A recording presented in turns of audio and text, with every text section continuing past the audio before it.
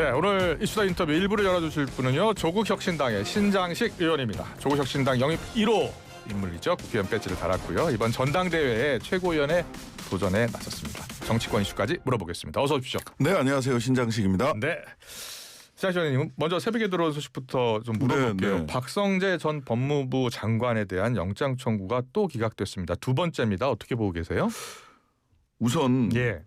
이 국민들 입장에서는 그 내란이라고 하는 예. 불법 비상계엄, 내란이라고 하는 이 공동체를 파괴할 수 있는 형법에서 그래서 가장 엄중하게 중하게 다루는 범죄잖아요. 예. 여기에 대해서 이렇게 좀 나이브한 인식을 갖고 있는 게 아닌가라는 질문을 국민들은 사법부에 계속해서 던지고 있어요. 예. 예. 왜냐하면 이게 지금 법대 위에서 바라본 세상이랑 거리에서 저 장갑차나 이런 걸 막으면서 바라본 세상이 예. 좀 다른 게 아닌가라고 하는 현실 감각의 차이. 그러면은 이분들이 현실을 제대로 보고 있나?라는 질문을 국민들은 사실은 가질 수밖에 없는 거예요. 예. 벌써 한 1년 전이긴 합니다만은 이 추위 속에서 응원봉을 들고 참여했던 국민들이 봤을 때는 좀 예. 납득하기 어렵습니다. 그래요. 그래서 특히 그 박성재 전 법무부 장관이나 황교안 전 국무총리, 예, 황교안 전 국무총리에 대한 영장도 기각이 됐네요. 예. 근데 이제 이 이유가 박성재 예. 법무부 장관 여전히 이게 위법성 인식에 대해서 다툴 바가 있다라고 하는데 저는 사실 포고령 1호 첫 번째 문장이 뭐냐면 국회와 정당의 활동을 금지한다. 예. 헌법의 정면으로 위반되거든요. 근데 이거를 법무부 장관이 검사 출신 법무부 장관이 이게 위법이 아닐지도 몰라요. 합법이에요. 라고 생각을 했을까? 예. 전 상식적으로 좀 납득되지 않습니다. 그럼 특검 수사보다도 일단 이 기각된 것, 네네네. 법원의 문제다라고 보시는 저는 거예요? 법원이 조금 납득하기 어렵다라고 생각이 돼요. 그러니까 위법성 인식을 얘기했는데 이상합니다. 그리고 그 뭐 증거가 예. 보통 이러거든요. 증거가 부족해서 범죄가 소명되지 않았다라고 해서 영장을 기각하는 사례가 있고 또 한편으로는 지금 수집된 증거만으로도 충분히 예. 법정에서 다툴 수 있다라고 하는데 이번에는 후자가 이유 중에 하나더라고요. 예. 그래서 이거는 좀 국민들이 보기에는 변호사들도 가끔은 이거 귀에 걸면 귀걸이, 코에 신장식 걸면 변호사님, 예. 예. 변호사 법조인이니까 증거가 부족해서 영장 기각 내지는 어떨 때는 증거가 충분하니까 영장 기각 왔다 갔다 하잖아요. 어떻게 한 번 더 구속영장을 청구할 것 같습니까? 어떻게 전망하세요? 아니 이게 아주 결정적인 물증이 추가로 사실 결정적인 물증 많이 전 나왔다고 보는데 예. 더 확실한 물증이 나오기 전에는 영장 세 번째 쉽지는 않아요. 일반적으로는 쉽지는 않죠. 그럼 불구속 기소를 바로 해야 될 수도 있는데 예. 근데 이제 조은석 특검이 어떤 결정을 하는가는 조금 더 기다려봐야 될 것 같습니다. 일반적으로는 아마 불구속 기소로 가지 않을까 싶습니다. 네, 계속해서 정치권 이슈로 더 넘어가게 보겠습니다. 검찰의 대장동 사건 항소 포기 후폭풍이 계속 이어지고 있는데 네. 이 항소 포기 또 검찰의 반발을 어떻게 보고 계시나요? 뭐 조선일보, 한국일보, 심지어는 이제 한겨레 신문까지 이걸 검란이라고 표현을 예. 했더라고요. 엊그제부터 헤드라인에 이렇게 나오던데 검찰이 난을 일으켰다? 글쎄요, 그건 진압의 대상 아닌가요? 난을 일으켰다면 예. 저는 우리가 종종 잊고 있는 게 본인들도 뭐 준사법기관이다 이렇게 얘기를 해요 검찰이. 예. 아니고요, 행정청의 외청에 예. 불과합니다. 그러니까 마치 공무원이 아닌 것처럼 행동을 하는데 수사와 기소를 가진 굉장히 권한이 큰 공무원에 불과하거든요. 그러면 저는 이런 다른 공무원들이 만약 이런 식의 행태를 보였다? 예. 상상도 못할 일이고요. 선거 때는요, 심지어 이래요. 그 공무원들 같은 경우는 공무원이나 공공기관은 그 SNS에 좋아요만 눌러도 선거법 위반으로 처벌받습니다. 예. 네. 이런 일반 공무원과 좀 비교해 보면 검찰의 이 행태가 얼마나 거칠고 이례적인가 한번 비교해 볼 필요가 있다고 생각합니다. 그래요. 예. 이 검사들 같은 경우에는 파면을 하려면 탄핵 소추 과정도 거쳐야 되고요. 네네. 헌재 판단이 나와야 하는데 이걸 바로 파면할 수 있는 검사 파면법을 여당이 추진하고 있는 것 같아요. 어떻게 생각하세요? 이게 검사 파면법이 아니라 지금 아까도 말씀드렸습니다만 예. 저는 우리는 이제 검사가 공무원이라는 사실을 잊지 않아야 되는데요. 예. 근데 이 일반 공무원 징계법, 공무원법에 따라서 다른 공무원들은 다 징계를 받죠. 예. 그런데 검사는 검사징계법이 법이 따로 있어요. 그래서 이 검사징계법을 없애고 검사도 공무원이니까 공무원 징계 절차에 따르자라는 겁니다. 예. 그래서 검사 파면법 이런 건 좀 과장돼 있고요. 그래요. 예. 검사 징계법을 없애자. 여기까지가 사실입니다. 그래요. 예. 그러면 그동안 검사를 파면하기 위해서는 이 헌재를 통해서만 가능하도록 한 이유는 어디에 있었던 거예요? 그게 이제 파면 말고 이제 해임도 가능해요. 예. 해임도 가능은 한데 이거는 이제 검찰총장이나 최근에 법이 바뀌어서 법무부 장관이 징계위원회 네. 속출을 해야 됩니다. 징계위원회 그 자체 징계위원회가 법무부 징계위원회가 있죠. 검찰청 징계위원회가 예. 있는데 검찰청에 그 징계를 통해서 하는데 한 번도 제대로 징계가 이루어지지 않습니다. 전부 다 팔이 안으로 굽고 소위 그 이전에 지금 문구는 삭제됐지만 여전히 검사 동일체 원칙. 검사는 검찰총장부터 말단 검사까지 하나의 조직이다. 한 사람이다라는 예. 검사 동일체 원칙이 있어서 검사 징계법에 따르더라도 징계가 제대로 이루어진 적이 없는 겁니다. 그러다 보니까 이거는 이제 그 검사에게 여전히 이것은 특혜를 주는 거다라고 보는 거고요. 그러니까 탄핵 가기 전에도 할 수 있는데 제대로 작동을 안 한 거죠. 팔이 예. 안으로 굽어서 좀 제대로 작동하게 해야죠. 그래요. 예. 그 노만석 전 대행이 오늘 퇴임식을 갖고 네. 자신의 입장을 밝힐 것으로 전해졌는데 오늘 아침 조간을 보니까 중앙일보와 인터뷰를 했어요.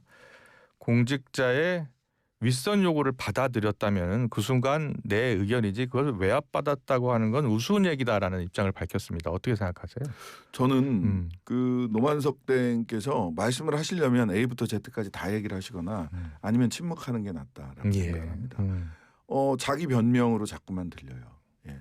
본인이 내 생각이고 내 결정이다. 여러 사람의 이야기를 들을 수 있으나 권한을 가진 사람의 결정을 했다면 그것은 내 생각이고 내 결정이다. 이렇게 그냥 딱 이야기하면 끝나는 거거든요. 네. 갑자기 윗선 검찰총장이 그 예전에 물론 뭐 법무부 장관의 지위를 받는 외청입니다만 그러나 권한이 본인에게 있는 거고 예. 사실 정진우 검사장이나 수사팀에 있었던 그 담당 수사 검사나 공판 검사들도 항소장 내고 옷 벗으면 되는 거예요. 저는 왜 둘 중에 하나지. 항소장을 안 냈으면 이미 본인의 판단인 겁니다. 예. 그러면 그건 내가 모든 것을 책임지겠다.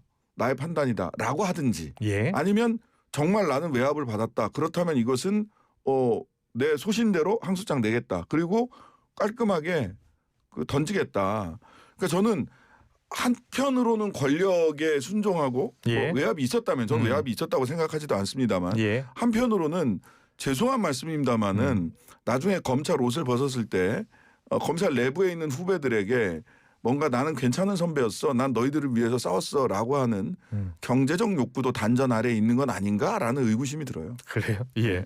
그 공직자의 윗선 요구를 받아들였다면 그것은 내 의견이다라고 하는 표현에서 공직자의 윗선 요구를 받아들였다면이라는 표현이 들어가면서 지금 윗선 요구가 있었냐 없었냐도 쟁점 가운데 하나잖아요. 그렇죠. 예. 이렇게 이야기한 거예요? 예, 그러니까 비겁하다는 겁니다. 저는. 그냥 내 권한하에 예. 중요한 결정을 할 때는 여러 사람의 이야기를 듣고 본인도 내 결정에 참고한다. 여러 사람들의 말씀 들었고 내가 판단한 것이다. 저는 이게 맞는 태도라고 예. 봅니다. 현 정권과 검찰은 완전히 역방향이다 이런 이야기를 했던데. 저는 모르겠습니다. 정권에서 공무원들, 직업 공무원들은 실은 막스 베버 이후에 직업 공무원들은 실은 어찌 보면 영혼이 없다라고 비판을 받지만 어찌 보면 영혼이 없는 게 관료제, 직업 예. 공무원의 역할입니다. 본인은 민주적 정당성을 가지고 있는 사람들이 아니고 그냥 국민의 공복으로서 물론 부당한 지시는 거부해야 되는 것이 맞습니다.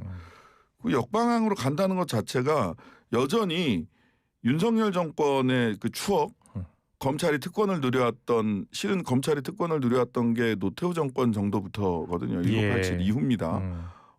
그때 수십 년간 30-40년간의 그 추억에서 여전히 변화하고 있지 못하다. 특혜가 주어지면 그게 권리인 줄 착각을 하는데 기존에 검찰이 가지고 있었던 특혜를 예. 스스로 내려놓지 못한다면 국민들이 그 특권을 거둬들일 수밖에 없다라고 생각합니다. 예. 그 대장동 사건으로 좀 넘어가서 그 네네. 1심 판결문에 보면 피고인들이 결탁해서 벌인 부패 범죄다. 지역 주민이 얻을 막대한 개발 이익을 민간업자들에게 배분됐다. 네네. 라고 하는 표현이 들어가 있는데 이게 지금 쟁점 가운데 하나가 항소 포기로 7,400억 원의 범죄 수익을 회수하기가 좀 어렵게 됐다라는 게 이제 야당의 주장이고 또 여당의 주장은 민사소송으로 충분히 가능하다. 그리고 조국 전 대표는 국가가 몰수 추징할 수 없는 사건이다라고 또 해석도 하고요. 자, 변호사시니까 누구 말이 맞는 거예요? 두 가지로 갈라서 봐야 되는데요. 당연히 조국 대표님 말이 맞죠. 그래요? 예. 네, 두 가지로 갈라서 봐야 되는데요. 하나는 그 법원이 몰수 추징할 수 있는 것은 어떤 거냐면 피해자가 돈을 받고 돈을 사기를 당한다거나 해서 피해자가 딱 특정돼 있어서 예. 1억 원을 사기를 당했다. 그럼 그 1억은 어디로 돌아가는 것이 정당하냐? 피해자한테 돌아가야 되죠. 예, 그건 몰수 추징하지 않습니다. 근데 이게 피해자는 그러니까 이 금액은 사실상 국민을 이익을 위해서 쓰일 수 있었잖아요. 근데 이제 배임 같은 경우는 이게 몰수 추징 이렇게 피해자가 개인의 피해가 그 분명치 않은 경우에는 이 몰수 추징하기가 그럴 때는 몰수 추징을 합니다. 그럴 때는 몰수 추징을 하는 거고요. 근데 이제 이거는 개인으로 누군가 피해를 봤다라고 하기가 어려워요. 여기 이제 피해자는 성남 도시개발공사입니다. 성남 도시개발공사인데. 근데 여기 판결문에 지역 주민이 얻을 막대한 개발 이익을 민간업자에게 배분됐다라고 표현이 들어가 있어요. 그다음에 이제 두 번째는 뭐냐면 이게 그 몰수 추징액을 그러니까 뇌물에 대해서만 몰수 추징을 했잖아요. 몰수 추징은 둘 다 범죄를 한 거기 때문에 이건 피해자가 없어요. 내가 뇌물을 준 사람을 경제적 피해자라고 보지 않는단 말이에요. 이익을 얻기 위한 거였기 때문에 그 뇌물죄 같은 경우는 몰수 추징을 하는 게 분명합니다. 그래서 이제 뇌물죄에서만 몰수 추징을 했고 배임죄로도 처벌을 했어요. 처벌을 했는데 특경과 배임으로 못 갔기 때문에 이게 안 됐다. 그 가중처벌하는 법조로. 근데 이 문제는 뭐가냐면 7천억인가 실제로. 그러니까 배임으로 얻게 된 범죄 수익이 7천억 원인가라고 하는 것에 대한 질문을 해야 되거든요. 왜냐하면 원래는 그 개발 수익이 그만큼이 안 됐습니다. 안 됐는데 부동산 가격이 마구 상승하면서 개발 수익이 늘었고 여기에 대해서 추가로 이재명 시장 당시에 원래는 공원만 추가로 이 시로 귀속시키려고 하다가 나중엔 터널도 뚫게 했던 거죠. 이거 이제 추가로 그러다 보니까 대장동 그 민간업자들 이번에 구속되고 했던 실형을 받은 사람들이 야 이재명 공산당 같아 또 뺏어갔어 뭐 이렇게까지 얘기를 했단 말이죠. 그래서 지금 저는 발라낼 수 있다면 바를 수 있으면 좋겠는데 말하자면 배임이나 뇌물로 인해서 추가로 민간업자들이 얻게 된 돈과 부동산 가격이 올라서 추가로 난 수익을 그러니까 7천억은 안 될 수 있다라는 바르지를 못하는 거예요. 바르지를 못한 건데 이건 형사에서는 바르기가 되게 어려워요. 민사에서는 따져볼 수 있다. 저는 민사는 여전히 열려 있다고 봅니다. 알겠습니다. 계속해서 이슈가 더 있으니까요. 헌법 빠르게 좀 존중 정부 혁신 TF 이야기 좀 해볼게요. 이거요? 자, 이거 지금 공직사회가 좀 술렁이고 있다고 해요. TF 설치해서 가담 공직자를 좀 가려내서 인사조치하겠다라는 건데 어떻게 보고 계세요? 저는 일단 그 집안의 대청소를 먼지에 대한 보복이나 그걸 적폐청산이라고 하지 않죠. 먼지가 쌓여 있고 집안에 더러운 물건이 있으면 치워야 되는 거는 뭐 당연한 일이라고 생각을 합니다. 그런데 저는 이렇게 생각을 해요. 내란이라고 하는 공동체를 파괴하는 가장 큰 사건이 벌어졌을 때 우리는 진실을 밝혀야 되고요. 책임을 물어야 되고 그다음에 포용해야 됩니다. 이 세 가지가 있는데 이를 위해서는 저는 형사 책임, 즉 실제로 처벌은 좁고 깊게 해야 된다고 보고요. 그다음에 진실의 규명은 넓고 세세하게 해야 된다고 생각합니다. 이 진실을 규명하는 단계에서 저는 그런 원칙을 가졌으면 좋겠어요. 좁고 깊게 넓고 세세하게. 넓고 깊게. 형사 책임 처벌하는 거 감옥 보내는 거는 좁고 깊게 해야 된다고 보고요. 그다음에 진실을 밝히는 거는 넓고 세세하게. 그래야 우리 공동체가 다시 내란의 위험 앞에 놓이지 않잖아요. 근데 진실을 밝히는 데 있어서는 저는 진실을 말하라. 그럼 용서하겠다라는 자세를 가질 필요가 있다고 생각합니다. 예. 사실 뭐 곽종근 사령관처럼 그렇게 진실을 말하는 분들에게 우리가 형사 책임도 일정하게 감면해야 된다라고 하는 생각을 저는 가지고 있습니다. 예. 이렇게 좀 접근해야 되지 그래요. 않나 근데 이 싶습니다. 가담한 공무원이 많을 것으로 보세요? 그렇게 많지는 않을 거라고 보고요. 다만 자동 버튼을 누르듯이 영혼 없이 따라간 분들도 계실 거예요. 분명히. 예. 위에서 버튼을 누르면 착착착 움직여야 되는데 이런 것들에 대해서는 그때 어떻게 누가 버튼을 눌렀고 어떻게 작동했는지를 우리가 알아야 됩니다. 그래야 나중에 권력자의 친위 쿠데타 같은 경우가 있어서는 안 되지만 또 한 예. 번 있었을 때 버튼이 이렇게 눌리더라도 공무원들은 내란이나 친위 쿠데타가 있었을 경우 이렇게 행동해야 된다라고 하는 교훈을 남길 수 있거든요. 예. 그래서 저는 그게 훨씬 더 중요하다. 예, 그 과정과 절차도 상당히 중요한데 예, 이 내용 예. 내용도 중요하지만 이 휴대폰도 들여다 볼 수 있고 휴대폰을 제출하지 않으면 수사도 할 수 있다. 어떻게 생각하세요? 그 정황은 수사의 단서는 될 수 있을 거라고 네. 보고요. 저는 그래서 이게 실은 조금 더 근본적으로 이 문제에 그런 지금 말씀드린 절차나 과정의 문제가 제기될 여지가 저는 있다고 봅니다. 그래서 이런 부분도 좀 제도적으로 해결하는 게 맞겠다 싶어서 저희들은 그 반헌법 반헌 특위와 관련된 법안을 내놨어요.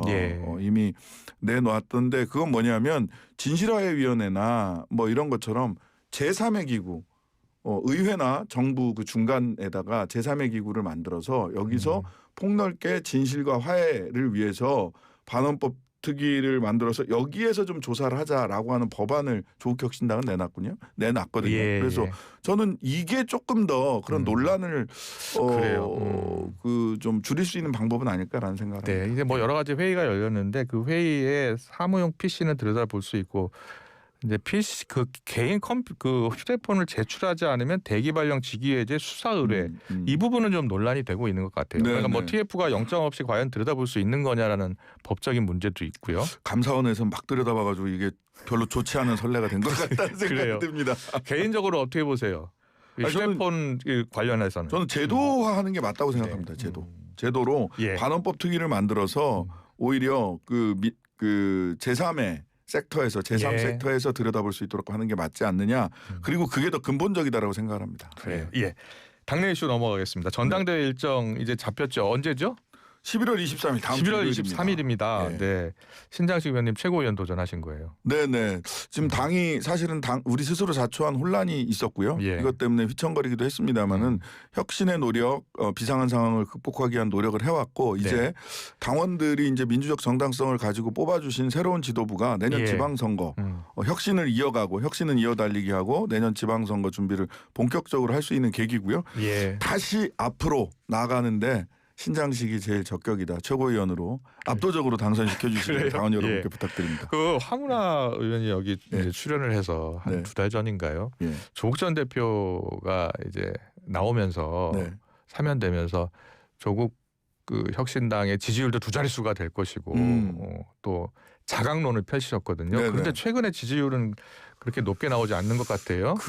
어떤 이유 때문으로 보고 계세요? 일단 첫 번째는 9월 4일 날 있었던 말하자면 당내 성비 사건 이후에 국민들의 시선이 좀 차가워진 거는 사실입니다. 사과드리고 그리고 피해자 위로의 말씀드리고요. 혁신을 위해서 지난 2-3달 동안 노력을 해왔다라는 나름의 노력도 좀 말씀을 드립니다. 다만 우리가 좀 잘 지켜봐야 될 건 뭐냐. 이렇게 근데 차가워진 거는 냉정해진 건 사실이지만 기대를 접었느냐 하면 그렇지는 않다고 보는 게 조국 지금 당 대표 후보님이죠. 조국 전 대표님에 대한 소위 차기 정치 지도자에 대한 국민들의 기대를 가늠해 볼 수 있는 여러 가지 여론조사가 나오고 있는데 구체적으로 인용하지는 않겠습니다. 그런데 이거는 이제 수위권에 있거든요. 근데 당 지지율은 거기에 못 미쳐요. 즉 저는 소위 조국 대표의 가능성과 기대감은 여전히 존재하는데 아직 정당이 내년 선거를 제대로 치러낼 만한 또는 집권을 준비하고 있는 정당으로 국민들에게 신뢰를 받고 있지 못한 거다. 그렇다면 당이 이번 전당대회를 통해서 저 당이 내년에도 후년에도 존재하고 그래도 뚜벅뚜벅 새로운 정치를 향해서 가고 있다라고 하는 당에 대한 신뢰를 조금만 더 올린다면 조국 전 대표가 받고 있는 국민적 기대가 크기 때문에 예. 극복해 나갈 수 있다라고 저는 생각하고 있습니다. 네, 뭐 예. 조국 혁신당의 이번 전당대회 조국 대표가 네.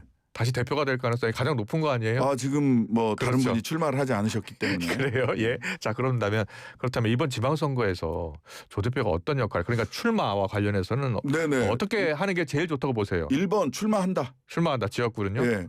2번 여기는 이제 지방선거와 재보궐선거가 같이 예. 그 이재명 대통령이 자리를 비운 계양 또 뭐 계양, 아산 아산, 우리 강훈식 강원시 비서실장, 그다음에 이번에 올해 안에 또 몇 군데 선거가 나올 것 같고요. 부산은요? 예. 그다음에 부산에서도 전재수 의원 지역구, 의원 예. 지역구가 있죠. 이제 지역구가 워낙 여러 군데가 있기 때문에 그 정무적 판단은 가장 마지막에 해도 된다. 그래요. 지방선거보다는 확실히 보궐선거인가 봐요.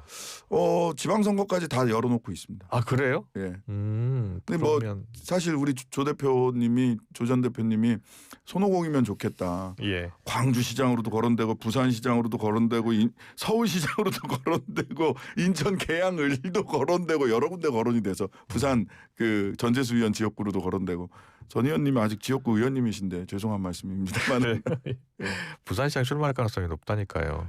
근데 예. 이거 모르겠습니다. 이거는 여러 가지 생각을 하실 텐데요. 네. 그 민주당에서 판단을 하실 거예요. 아마 수뇌부에서 판단을 하시겠지만 홍준표의 길을 이야기하는 사람들도 있었어요. 홍준표 대구시장이 대통령 선거 나가면서 그 사표를 던지는 시점을 딱 조절을 해서 재보궐선거를 없게 하고 나가셨었잖아요. 네. 근데 이거는 약간 좀 기술이 너무 들어가는 거 아닌가 예.